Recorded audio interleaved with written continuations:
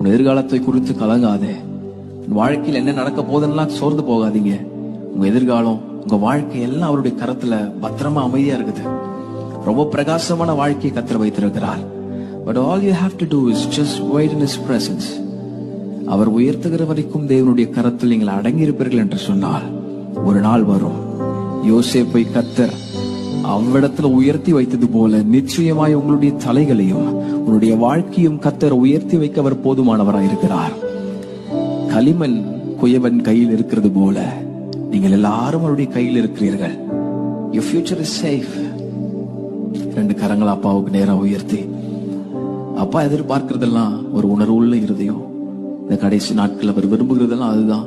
2 கையை உயர்த்தி ஒரு ஜெபத்தோட ஆண்டவரே, ஹalleluya, thank you Jesus.